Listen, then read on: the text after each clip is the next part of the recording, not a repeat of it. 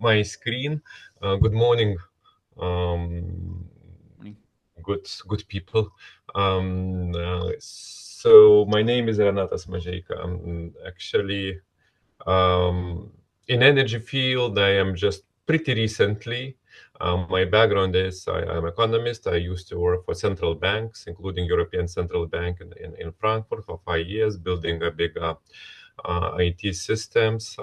And then I worked for financial programs, EU financial programs in the field. I was a head of unit in the field of justice and fundamental rights, violence against women, children rights. It's a really EU funding programs to address, let's say, social dimensions. I was a head of consumer policy unit, so also dealing with energy from that point of view, but also with financial markets and transport and digital, just really to promote consumers' interest, to protect consumers in those business areas which we were calling business sharks. So I mean, today I was with some other business sharks, with energy business sharks. And then I worked, and for those who are in nuclear, for 5 years on fusion area. So building a plant in Cadarache in France, ITER project. I was in charge of the still ongoing project to have a new energy source. So it was my kind of more introduction in energy is trying to come up first of all with some kind of new energy source, because we think that it would be needed in the future post 2050, or maybe if you can make it even before. And so at the end of the day, I'm now also on general energy matters. So it was a bit about me. Just to say that also trying to understand generally not only energy field I'm in charge, but also what is happening in the world, also in terms of energy.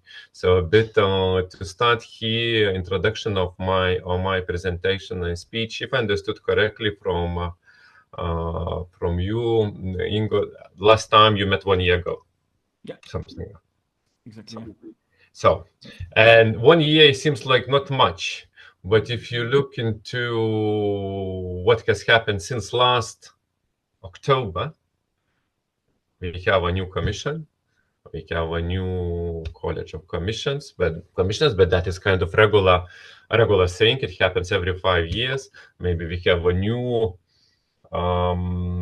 constellation and composition of European Parliament, which is a bit of change in political landscape, but also we have a new things and new developments in worldwide in geopolitics. We have a new U.S. administration. I mean, I will try to make also links to energy, but we have a new U.S. administration. We have trade wars. We have economic wars. We have defense issues or military wars, if I may, and we have also, I would say, values, not yet wars, but also conflicts in values, if you look in European ones and non-European ones.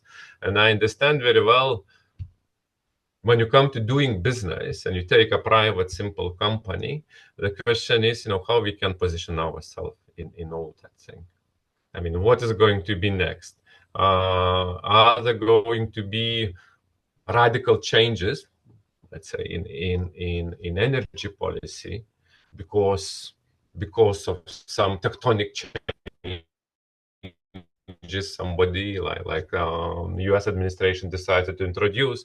Is it going to be something we need to take care because of upcoming artificial intelligence, and is going to change everything what we have been doing so far, and how we're going position to that? So there are those questions, and they are natural ones, and we see those questions just pop up mostly in 1 year, and we don't have answers in those questions.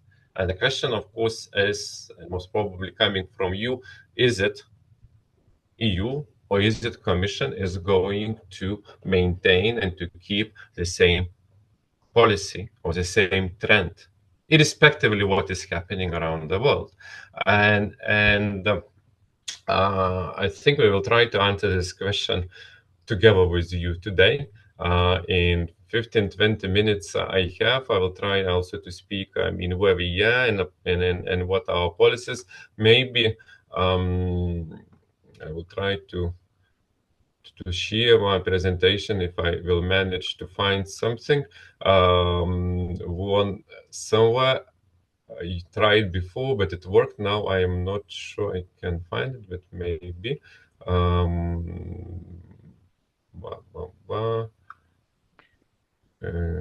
Yeah. Somehow it was on the screen, but now I don't see on screen. I see myself only. It's So- easier. Wait, I will remove your pin, and it's maybe easier. Maybe if you because maybe that would be some. You see it's basically on the bottom, the share. Yeah, I will try to do it from the beginning. Maybe that it, because I'm trying to see entire screen somehow, and mine don't. I see only myself in a screen, but don't see my presentation from the screen. How do I unpin you?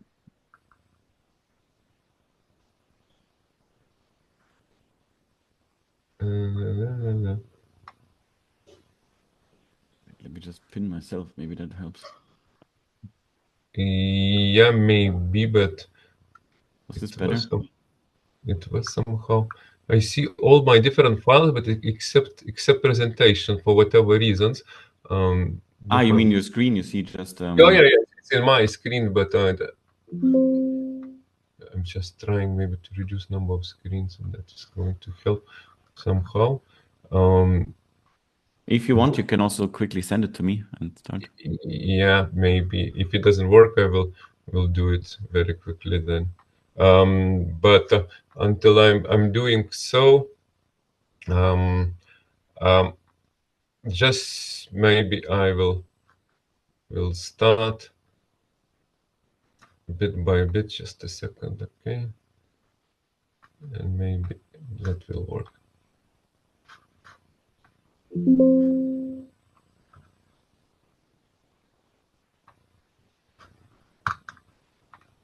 don't know, but it looked like we tried. It was okay, and now That's that's the magic of yeah. It's true, and conference software. yeah. Okay, if I will do it like this, then most probably it would work. No, it's not. Yeah, no. Yeah, because no something. Yeah. You just need to switch to your presentation then. Yeah, I was switching to presentation mode. I won't be seeing you, but now it's okay. You're still, I see you're unfortunately still sharing the Zoom itself. Yeah. So I think you're sharing the wrong screen, unfortunately. You can what you can try is to share your whole screen. Yeah, and that's what I was trying to do. Now at the moment you're just sharing the Zoom screen. Yeah, but I'm not sharing now because then I go to presentation and now it should be okay, no? No, you just you selected the wrong screen. You're not you're sharing your browser basically.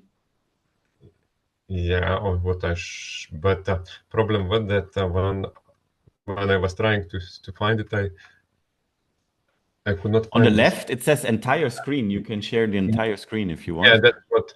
If I share now window, now should be better. Then I mean, yeah. No, this is perfect. Yeah. Aha. Perfect. Yeah, I got it. So, ladies and gentlemen, sorry for this technical glitch. We don't use Zoom very much. We use now Teams. Monopoly pretty provider, so and Zoom is only occasionally. So question was about, and I asked question myself in the way whether the EU is going to maintain and to keep, let's say, decarbonization policy or climate neutrality policy in the light of all different events. And I don't think that actually the policy which we're having now, and you know about Clean Industrial Deal, Affordable Energy Action Plan, all other initiatives, Commission came up since the beginning of this mandate, since December last year, and all of those actually they didn't come in a way as a surprise. I mean, if you see what we are facing, and here, I mean, the predictions and forecasts how climate change is going to develop. Maybe you have seen this slide, I don't know. So how we're going to move with heating up the planet, global temperature increase, and if somebody who will be 70 years old in 2050, so we see how temperature, what levels will raise. So it means it's a one of kind of pillars which doesn't change, and so we need to keep addressing despite whatever is happening. And then when we came up commission with a Green Deal in 2019, and you know it very well because you have been affected, why you have changed your business models, why you are thinking why we having in principle this meeting and this topic today. It actually started back then, after Paris Agreement, and with a Green Deal of the Commission proposed in 2018, which introduced climate neutrality target for 2050, and then the target for 2030, but also all different other initiatives, starting from increasing renewables, circular economies, all other different things. I mean, what we has been going. And if you look now, the question is it that something is going to stop because of what is changing? I mean, if you look into how Commission 2024, the guidelines of the president of the Commission, and then the first initiatives, there is no fundamental or principal change toward that. What it is changing, it's a bit of titles. So of course we have elements of competitiveness, which we need somehow to address. So, and still keeping this all green transition or dual transition, digital and green transition, as a main factor of that competitiveness file. And we'll discuss it a bit later. And then, of course, we have this defense union part, which, of course, we had to react, and EU needs to react much more faster. And now, in being confronted with geopolitical change and military aggressions in Ukraine, and now we've seen also, in a way, a bit in EU. So, but in principle, policy and trend continues with no particular change. Of course, I mean, now there are all discussions, whatever, should we weaken, should we loosen targets, should we postpone emission standards for cars, or whatever. That is always going to be always a discussions when somebody sees a possibility in a way of relaxation. And maybe we should not do that, or maybe we should be doing later. Maybe we can still keep our model a bit for longer, whatever, but that is in principle normal. But I think it's wrong to think that the trend is going to discontinue. And why? Yes, we see definitely here how much, as I said, one pillar was CO2 reduction, and so how much of energy sector is responsible for greenhouse emissions. And here, of course, also trend how those emissions, decarbonization objectives, are planned in a timeline till 2050, which areas should be decarbonizing and how fast, and how at the end of the day the remaining remaining CO2 emission is going to be offset with carbon removal technologies and with planting trees in principle. So why I'm saying that trend is as it is and where it goes. Just here a bit to illustrate you, because everything at the end of the day boils down to economics. And economics says what it is cheaper and in principle and more effective to produce. What kind of being energy source or being something else. So it boils down to economics. And the question is it already there economics for renewables? And now you see, and I will illustrate another slide. Here is just only illustration how costs of renewables are continuously decreasing. I'm not going into details, but I mean, I guess it's pretty well illustrated.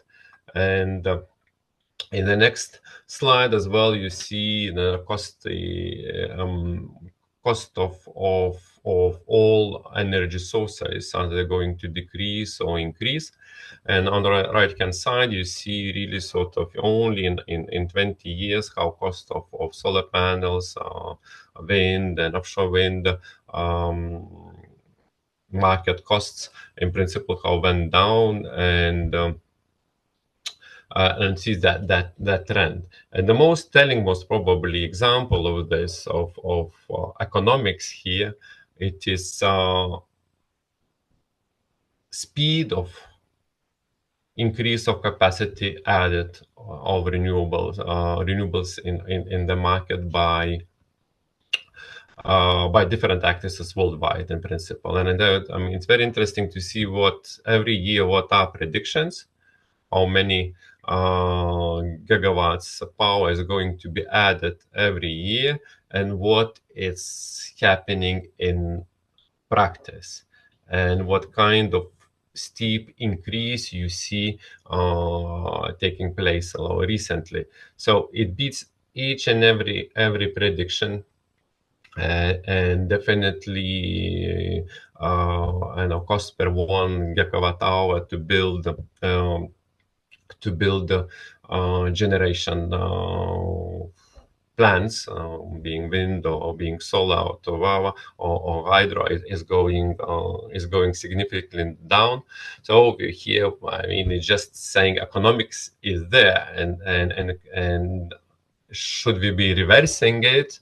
I think it's we can ask this question, but it would be difficult to see some other dynamics, which is also not necessary because of very cheap thing, or because it gets really to produce to generate cheap, but it's also because what we're talking about constant innovation. What I mean that it's a similar thing like industrial revolution. Okay, in the beginning it was steam engines, and then we moved to internal combustion engine, and then to some other things. But it's always, you can't really, in principle, stop this trend. Either you are the first one embracing it, and then you innovate, and then you attract investments, and then you attract people, know-how, scientists, engineers, and you move that. And if you're talking about renewables, we're not talking about only solar panels or some other things. We're also talking about storage. We're talking about decarbonizing industries. We're talking about electrification of industries. We talk about everything what it comes to, in principle, innovation and digitalization. So we're moving to that revolution.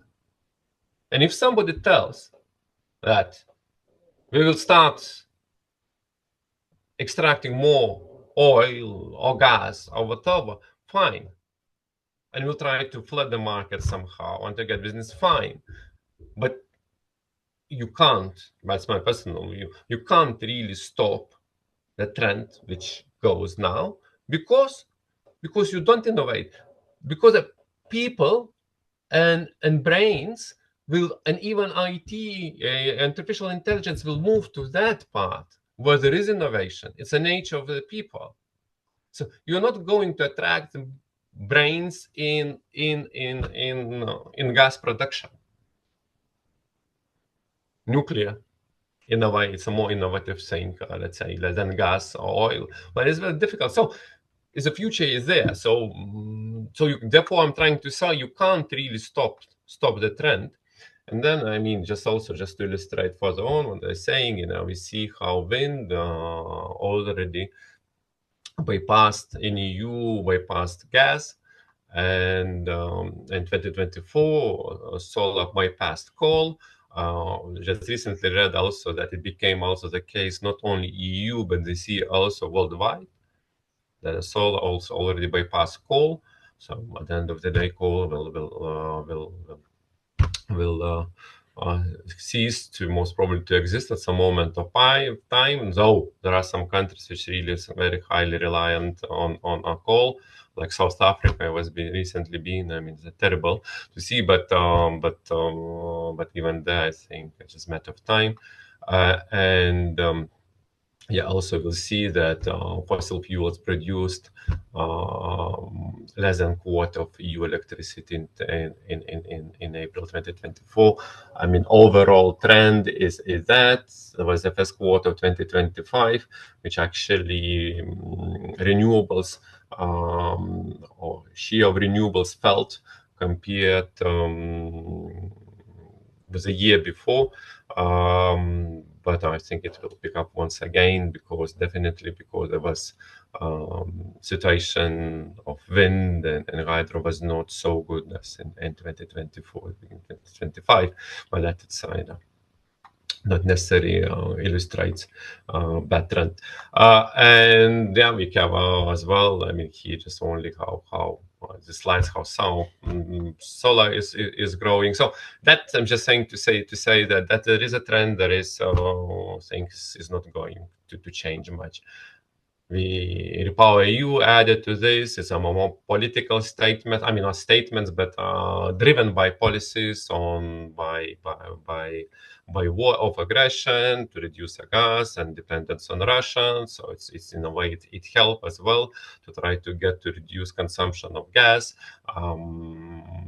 And then what we did with the permittings, with other things, and here as well. I mean, how much we are reducing in a way, and from whom we're sourcing the gas, and how does it change over the years. So yeah, so here and we're having this policy, as I said in the beginning of the year, in the new mandate, we started really strongly with a sort of really strategic thing. So what we need, where we're going, what we need in EU. And one thing, the first most important thing is closing innovation gap, which we have with the US, with some Asian countries, with China, and how we can do. But also that taking into account that actually we innovate better than those countries, but at the end of the day, we are not able to scale up.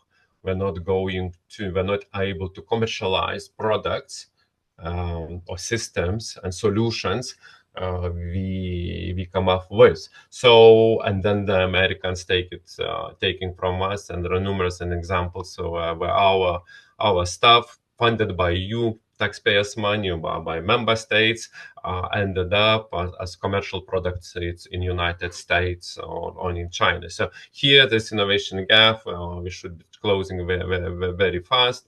We have also then this decarbonization and competitiveness. That's what I told. Part of it, clean industrial deal, an action plan on affordable energy, and then definitely we need to speak about autonomy, about our security, about raw materials, resources. How we can reduce dependencies on others, and with whom we can cooperate. I'm not going. I see now also my timing. I'm not going to go into details into clean industrial deal. I think you pretty well know by now it was launched in February, if I remember correctly, together with the action plan on affordable energy. Actions from this clean industrial deal a bit being put in place in a way, mostly with some other strategies. So clean industrial deal strategies is complemented by the other strategies, but also by concrete projects, and that's what is going to be advanced mostly in 24 and sorry, in 25. Now even including savings and capital unions, including different things on state aid rules, which have been also published, including a simplification and omnibuses, which also want to come for energy at some moment of time. So a number of things which are moving, maybe now slower as we want them a bit, also because, as you see, I mean, not so easy. There is always this a bit backing a bit by political politicians in a way, but trend is here, and also timing as well. There are different things to take care, including also Gaza things and you name it, and so it's not always speed. Most probably is what we wanted to have. Just few things about action plan on affordable energy. Most probably you also know it. So it is based on 4 pillars. On lowering energy costs, and one of elements around having more renewables in energy market. I already have spoken. How also we can bring it further.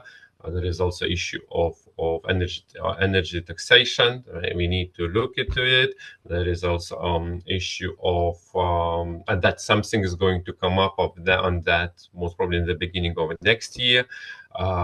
It's taxation and taxes is national competence. So Commission has pretty narrow margin of maneuver here to propose something very, very radical, because we need unanimity. So it is really for member states as well to work on taxation themselves. What also we need to look into as well, to see in all different network charges and tariffs and how that could support as well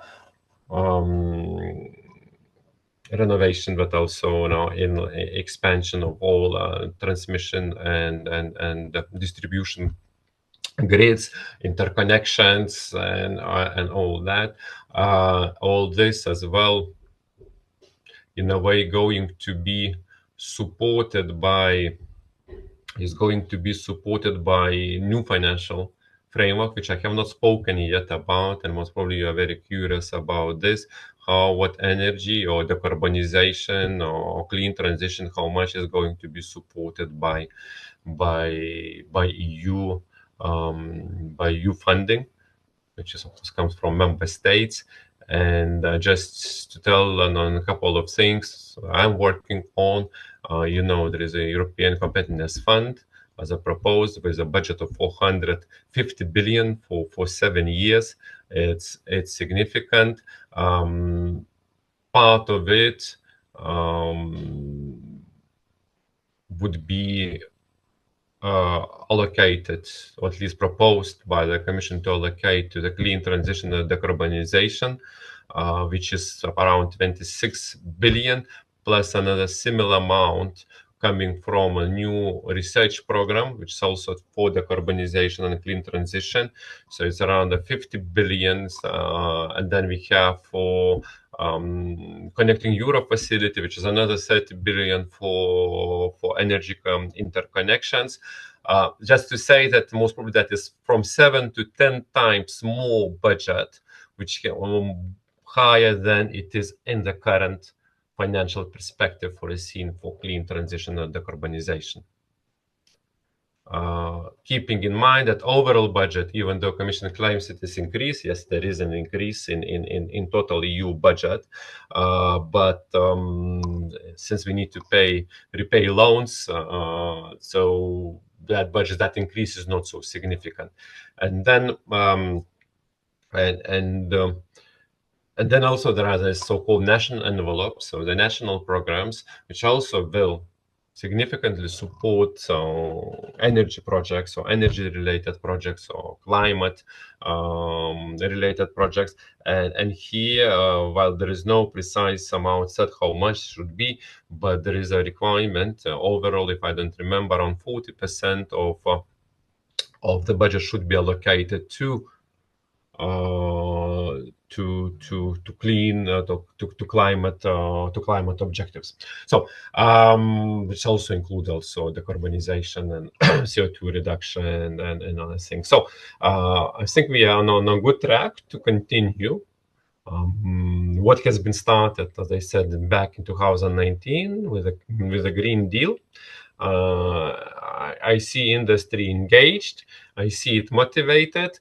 So we need to keep this motivation, despite all noises, nonsenses, what is going on, and attempts to rewrite some books or some trends. I'm talking about United States, which I also see they doing quite aggressively, but as taking India, taking African countries, taking Asia, China, whatsoever, I see the trend is there and is not going really much to change. So I'm finished here. I know timing. I should have continued, but I'm sorry for that, for being maybe long. Yeah, super, Renatas. Thank you very much.